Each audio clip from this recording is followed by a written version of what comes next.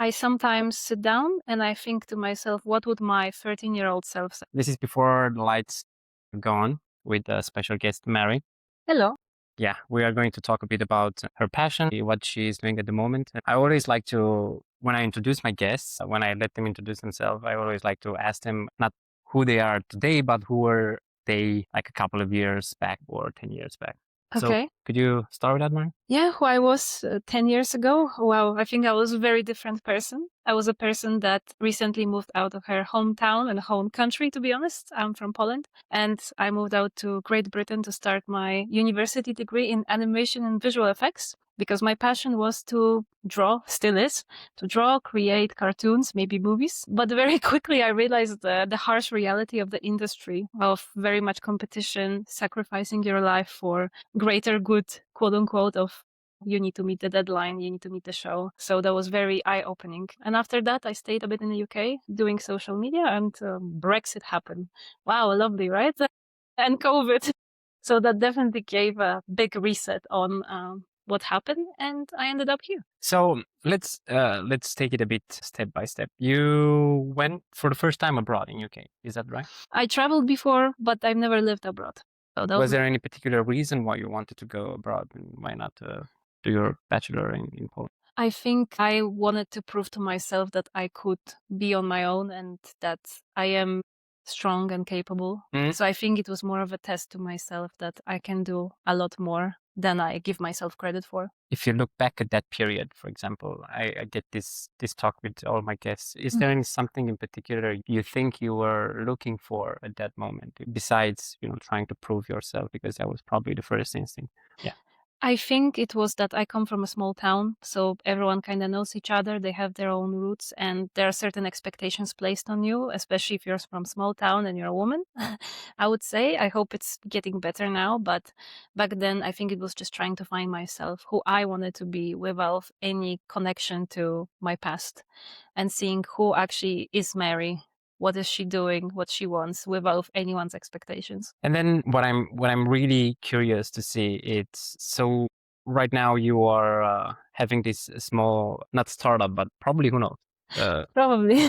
soon a startup, a passion of designing cartoons, right? Could you elaborate a bit on this? It's more of a, I would say, passion project, I would call it. I still draw a lot and I still do animation on the side. It's something that I want to do for myself and maybe for my own community, because I still am very much an internet person and I still thrive in the community online, and I like to draw a lot of stuff for the community. For example, I started watching this streamer recently and I felt bad that he only had 100 viewers and no art. So I started making art for him, and it actually became of a very nice tradition, or not a tradition, but a habit now, that I come home and I can text those people within that community, and I kind of treat it as my own little bubble or like a safety net, I would say. What is the next step that you think it will be beneficial to take it in the next 2 years, let's say? I would say there's a clear distinction for me between my career life and my passion life, because I already tried working with the creative industry and I know that I quickly burned out, because if I have to adjust my art and who I am for creative side and like push myself to be creative, it's not gonna work. I tried that and I burned out. I basically stopped drawing for around 2 to 3 years and animating, but now I do it. I see in 2 years maybe being more present within the community, being more, again, I think I see myself more as a supporter role in there, and hopefully bringing more light to certain projects that I'm passionate about and I see people are passionate about. Like currently, I really like one animation series that's fully funded by the community and is done by an animator with experience that wanted to do his own project. And I see it as, wow, if I can support that, that would be amazing. So one of the challenges wasn't that the pressure of starting a business in and of itself, but it was more of the business industry around the passion you had that kind of forced you to be more creative, more forward, and so on and so forth, and that kind of burned you out, and then you wanted to take a break, and now you are kind of a bit of afraid not going in that area again if you start as a proper business or you can enter the business. The art industry, it's so unique, and then I bet there are like a lot of challenges that I'm also not aware of, not being really artistically in my entire life. So what do you say about that? What I would say is that it is definitely very competitive, especially within the animation and gaming industry. A lot of people want to do it, and I understand. I love video games and movies myself, but I also see a lot of independent projects where people see, hey, I have my career that I'm still passionate about and still want to drive that. And this is more of a thing that I can express myself in. And I think that's very important to me. I think I find fulfillment in both. And it's also good to not for me to mix both and not lose myself between, hey, I need to make money versus, hey, I'm enjoying it. No, I definitely agree. I think there is also another aspect that I want to touch here before the lights go on, because when it comes to, go follow your passion, right? It's usually this scenario that comes in your mind that you have to give up everything and then Mm, start over or whatever you sell your everything, right? yeah. And then sometimes that could be the case. But Hmm. sometimes you can also do it like both. I still have a job and then still, develop and nourish that Exactly. passion. What was something that you think in the past influences you to go to this animation industry? What is this animation industry means to you? It's very much, I think, a childhood thing. Like I wasn't very much liked as a child, so I think it was kind of an escapism, but also seeing certain role models or certain behaviors or feelings that were attached to it. Again, maybe it also resonates with the memories like being with a family and watching something together. So again, I don't want to push this part of my life aside, but I know where the distinction lies again. And I think it also, the fact that I had that experience where I got burned out within the art and I found data analysis as my main career made me realize, hey, I'm Mari is not just art. Mari can also do data. Mari can do machine learning. Before that, I was thinking I'm too dumb. I'm too dumb to do machine learning. But actually, I got 12 at university because I got so into it. Mm. So it kind of pushed me to realize, hey, I don't have to be within this one thing. I can have it as a part of my life, but it doesn't have to be just that. How you saw success in the beginning? Did that kind of definition change over the years? Oof, I think I'm still figuring it out, but back then it still comes back to proving myself, maybe not just to me, but I think to everyone before in the past that was a bit doubting myself. Because as a kid, it was very much, let me prove you wrong. Let me show you that Mari can do it, you know? So I think it was still this, back then it was very much the strong feeling. I need to prove to everyone that I'm strong, I'm capable, and now I know that I don't need to prove it. Like I've been abroad by myself for 10 years. I found a job. I think I'm pretty stable. So what now changed within the success is sadly I'm very much overachiever or sadly or perfectionist. So the goalpost keeps moving. But I think it's finding those small moments like, hey, I can have a cup of coffee, go to the beach, sit down, and I'm not scared about future, you know? I think that's what it is. How Mary handled failures or small misfortunes in the past, and then you can elaborate a bit how you reflect on this now. Small failures. I think one of the failures that was still, I don't know, sometimes comes back and resurface is that I didn't go fully within animation industry. It would have been like, what if I actually stuck with it, right? Maybe I would have been animator now. Maybe I would have been working on very cool projects. But it's always what if, what if. Like Mm. now, when I look at it, I try to talk to myself in the third person saying, but look at you, like you've done so much already, like you've moved to countries, like 2 different countries, you're learning a new language, you have a stable income, you're running and helping co-running like different side events and communities. You do have valid connections in your life personally and professionally, so it does resurface, but I see it more as it's a learning. It's a learning and the life nudges me in the right direction. Maybe it's like a weird universe sort of thing. Maybe if it wasn't meant to be this, there's something better waiting for me. I think that Hmm. is also important to keep you motivated in a way or another. How do you, keep yourself moving forward? I sometimes sit down and I think to myself, what would my 13-year-old self say? Or like Mm. what my kid self would say. Would she think that I'm cool? What would she say? Because I'll tell you, when I was at school, I was terrible in English. Like I was horrible. Teachers were already saying, no, no, you should pass French instead. But now I'm here with you talking, and every day I use English, not just in professional life, but in private life, and I'm living, right? And I would say, I sit down and I say, look at you. Like everyone was saying you were wrong, but not just, you've done it. Like you've done it. Like I think it'll be super cool. Like my teenage self saying, "Wow, you actually live in Copenhagen. Like you do animation. You just do it for yourself, and you're still working in a field that you never expected that you would like. And you're actually very smart, and you deserve all the love." I think I also need to say that to myself a lot of the times too. Yeah, to kind of stop this inner critic coming out all the time. We will send a link to the podcast to your professor.